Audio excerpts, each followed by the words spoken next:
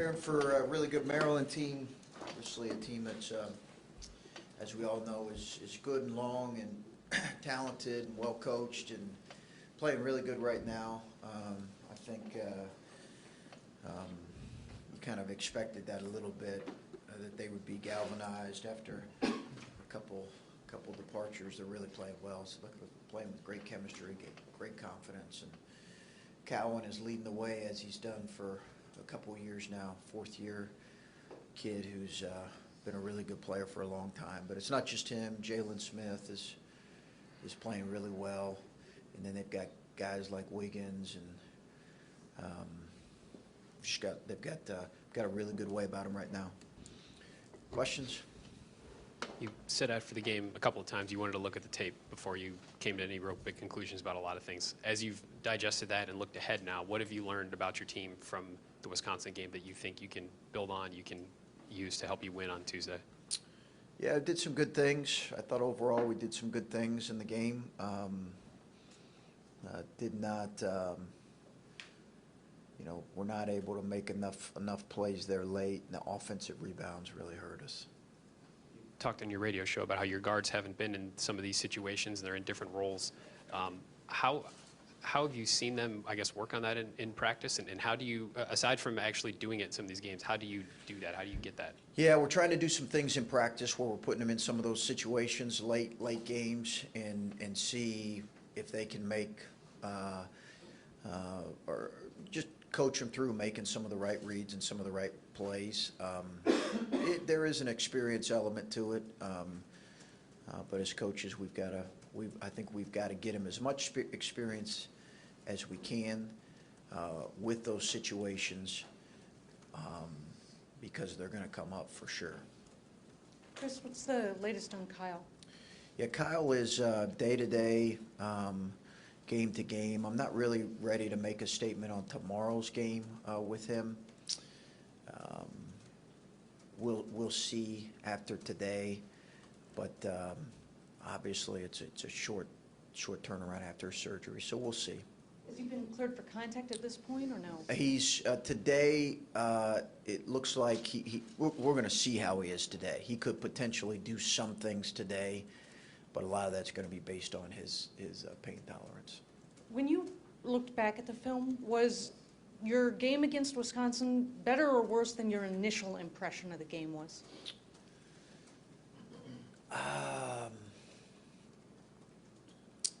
I would think, I thought we did maybe a few things better than I thought just with the naked eye, but was still really disappointed in our rebounding and physicality in some areas. Chris, if you're without Kyle tomorrow, or if he's still day-to-day and you're not sure yet, where is Ibrahima and his ability to give you, even if it's just a couple minutes off the bench, to give Caleb a spell, give you some size and maybe some rebounding? Yeah, I think rebounding is obviously a concern, and a concern with these guys. They're top 20 in the country in offensive rebounding. So we have thought about him, as well as maybe Zoe, one of those two guys, could see some minutes tomorrow if Kyle is out, and see if they can provide some rebounding. And then collectively, we just have to do a better job. With both those guys, Zoe and Ibrahima, what is it that you need to see to feel comfortable to put them in, or is it just a feel for when you're actually in the game? How does that play out? Practice. I think their practice. Zoe's been, he's been in and out some with various kind of minor injuries and illness. So he practiced well yesterday. Just consistent practice. I don't think, neither guy is ready to give us great scoring punch, but they both, I think, can be very effective rebounders. So if they can come in and impact the game in that way, I think they can earn an opportunity. EJ was very big at North Carolina. DJ was very good against Kentucky. Not to insinuate they weren't good elsewhere, but those two games stick out. Given that, did you feel you were past the point of a kind of a performance both of them had the other night against Wisconsin? Did I feel we were past that? Yeah. No, not at all. Why not? Just coached freshmen before, and seen guys go through ups and downs, and I think the thing that it's really hard to make judgments until you see guys, go through the grind and the rigors of league play. I asked our staff today, I said, what was the most challenging non-conference schedule we played? And they said, well, this year for sure. I said, well, let's take a look at the numbers. The numbers would suggest that it was year one when everybody wrote us off. 4 NCAA tournament teams, 3 teams that were 5 seeds or better. All of them advanced. 2 of them went to the Sweet 16. People wrote us off when Clemson beat us here. Clemson was a Sweet 16 team. So my point in that is that the evaluations that are made in the analysis that's made in November and December, both individually and collectively, are a little premature. I get why they're made, but they're a little premature. I think we anticipated probably, and I think we played some good teams in the non-conference, but I doubt we played 3 teams that are going to be 5 seeds or better in the NCAA tournament. I doubt that. Really? Kentucky, North Carolina, Villanova? Yeah, North Carolina won't be a 5 seed or better, I don't think. I mean, I hope for Roy's sake they are. I hope that. But, and I guess if Cole Anthony gets back, that's a possibility. But if you're, and you guys all follow college basketball closely, but let's be honest, it's not trending in that direction right now. That's hard to do. Three teams, Gonzaga and North Carolina. North Carolina that year was a 2 seed. Gonzaga that year was a 4 seed. Clemson was a 5 seed. Those are really good teams when you're that. And we were a good team too. We just didn't know it at the time. That's the thing, is it feels different now because you created expectations with those 3 wins over whether North Carolina is North Carolina. They are North Carolina. Right. In people's minds. And so if you come on and you're improving, people think you're fine. Right. You lose 2 in a row after beating those 3, people think, holy cow, what's going on? How would you characterize where you are? Are you struggling? Are you searching? Are you fine? Yeah, I think it's a valid question, but I think it's a moving target in a lot of ways. And I think my point is that it's, we don't really know how good you are until I said this last week, until you get well into January. And obviously teams change and grow, but assumptions are made, and certainly all those teams you mentioned are good teams. But assumptions are made that are not always accurate, I guess was my point. And I think I'm really just assessing us from day to day and how we're moving forward in the target areas that we need to improve in. Beyond that, the wider scope of things, I'm not really concerned with right now. Coach, you really, like you're just saying right there, all coaches seem to take more of the, guys, stop asking me questions about our ranking. It's December. It's, we're not even at Christmas yet. You were really, I would say, pumping the brakes on that. Like, don't stop with the we're ranked in the top 5 and all that. It's nice, but long way to go. Like, have you had to maybe go to the team with that in the last couple games, or does it not have anything to do with that? Have you not used that approach? Yeah, I think it might be a conversation. I've not yet. I think it might be a conversation worth having at some point. Some of that is trying to determine, how much they're feeling and are they feeling overwhelmed by some of that, and trying to assess that, because that's what happened has happened. We played well against Villanova. Villanova's a good team, even though Jay would be the first one to tell you they probably have some flaws. We won at North Carolina. We're not taking any of those wins and giving them up, but I think if I sense that our guys are feeling whatever, then we'll have that conversation. But really, I'm trying to just keep them focused on, the day-to-day. I think there's probably a greater understanding among our young guys at how competitive Big Ten play is and how good our league is. And the reality is, it's certainly this week, it's not getting any easier. You would want, as a coach, after 2 losses like that, to see a sense of nastiness kick in. Has the weekend been good? Is there a direction with the group now going into the road game tomorrow? We'll see. We'll see. I'm kind of anxious to see that myself. And I think, the day after the game was more recovery and a lot of film work. As far as the other specifics, I'll keep that amongst myself here. You made a comment earlier that sticks in my mind about DJ being fastest 0 to 60 that you've ever had. That's what can make him very special, but it can also get him into a lot of trouble. How do you coach him through the balance of trusting his natural gifts, and you don't want him to become too much of a thinker, but you do want him to think? Yeah, it's a balance there. You're right. It's a balance there with a guy that is that explosive and has really been bigger, faster, stronger than anybody he's played against.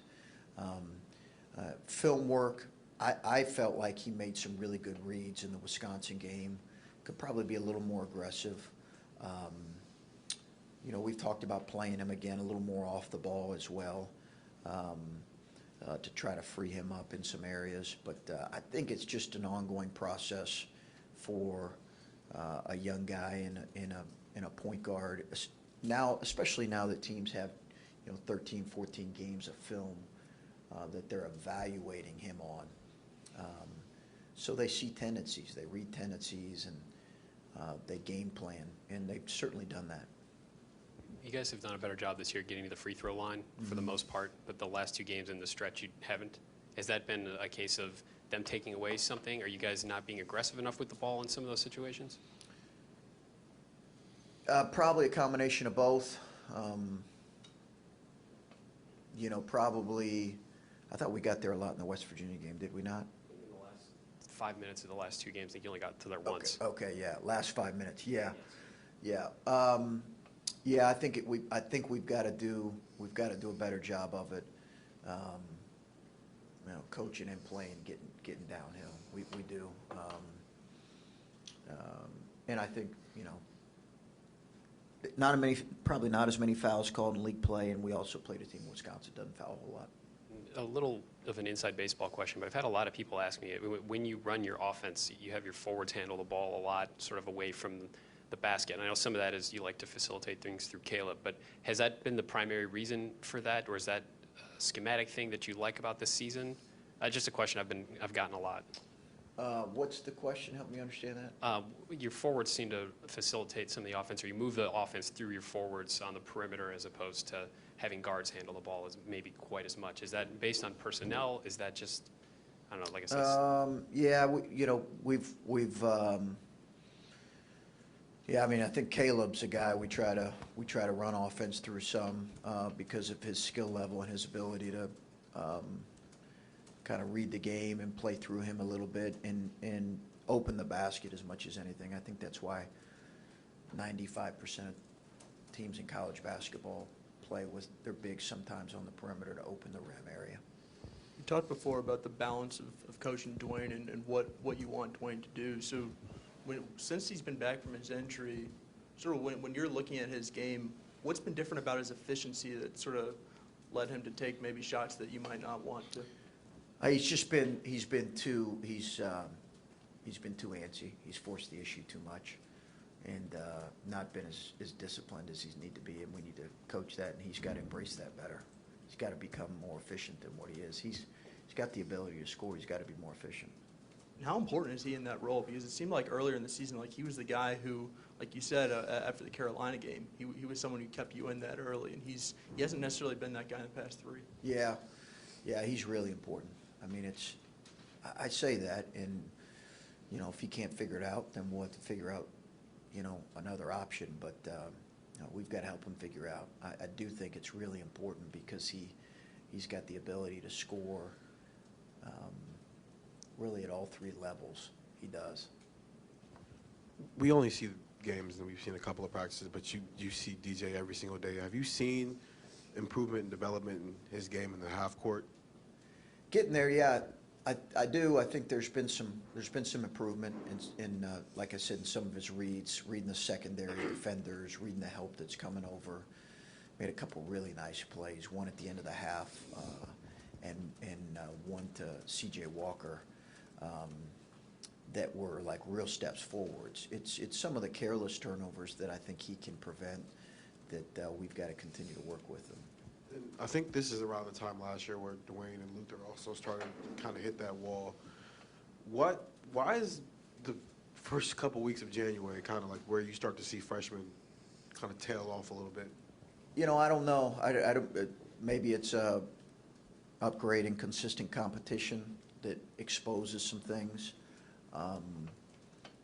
You know, both, you know, I'm not sure, but that would be my first guess. Teams that know your personnel more. CJ said that his impression was you worked them really hard to try to wear them down in practice yesterday and then did some 4-minute scrimmaging at the end to simulate crunch time. How tough is that to work on this year, especially when you've got a quick turnaround, especially when you're worried about rest and recovery, as you talked about earlier? Yeah, we'll go lighter today. That wasn't necessarily my intent. We just wanted to work on some late game situations. But we'll go a little bit lighter today and try to continue to work on some of those things. But, you know, there's a balance this time of year, as it always is, between getting better and also having your guys fresh for games. Is that especially tough when you've got a mixture of veterans and, as you were just talking about, freshmen who are still getting used to the rigors of a season like this? Yeah, I think it's a constant conversation with you and your staff on time on the floor, how much are we hitting, how long are we going, and there's a mental toll and a mental fatigue too that you're constantly trying to get a feel for with your group. That is, you know, I chuckle sometimes when teams, you know, when they talk about. You know, high major leagues versus, you know, a team from a mid-major league that's you know, got a 15-3 league record. The reality is in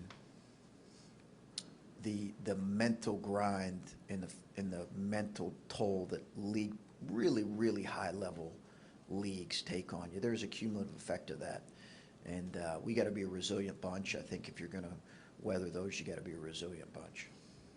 Do you buy into the concept of a red shirt having rust on them because they didn't play in games? And if so, has CJ knocked it all off at this point? I think so. Yeah, he wouldn't want to point to that as any excuse for anything. And I think by now, yeah, I think that's he's played enough games to where he's played really well in some games, but played enough games where that's not an issue. Do you need more out of Andre lately? You know, I thought Andre was really good in some. I told him that. I said, you know, we eliminate one of his second half turnovers. He has a really good floor game, 3 assists. If you know, or eliminate one turnover, 9 points. Could have rebounded a little bit better, and we need him to continue to, like, we need him to be an elite defender for us. So you always want the optimal from your seniors. So I'm probably always going to answer yes to that. But I thought he had a pretty good floor game. What do you need to see out of Alonzo for him to get more minutes? Rebound and take care of the ball. Yeah, rebound and take care of the ball, and he's got to understand transition defense a little bit better. I mean, that's a little bit specific, but that would be my answer. You mentioned Jalen Smith earlier. It seems like his skill set, that blend of size and athleticism, is something that Caleb's offseason work, that's the kind of player that this would test, that I would test those changes. Yeah. Is that a matchup you're looking forward to? I don't necessarily go into games looking forward to matchups one way or the other, but I will say that I think his mobility helps him for sure with a guy like Jalen Smith, who is long and lean and slender and moves well and slips out of ball screens, and his length is such a factor. I do think that there's no question that Caleb's change helps him with guys like that. Our league is full of really, really good. I've never been a part of a league with this many good elite big men. Never. I mean, not even close. You go on down the line of Big Ten bigs, it's a joke how good the 5 men are in this league. So he's going to have a lot of those every night. I'll ask about Cowan then. Seems like maybe Luther would be a natural defender for him, but they've got bigger guards at the 2 Yeah. and the 3 that might make it harder for Yeah. Walker or Carton to guard one of their bigger guards. I don't know. Just a tough situation there. Just I assume you'll rotate a lot of guys, but what are the keys in your mind to keep him from having a huge game against you? Great at getting to the free throw line. Great at getting in the seams of your defense. Jumps into you, creates free throw opportunities. Can spray it really well. Obviously, everyone in here, I'm sure, knows what he does late in games and late in possessions, for that matter. We'll rotate multiple guys on him if we can. You're right, their wings are big. So Luther might see him some, but we'll see. All right.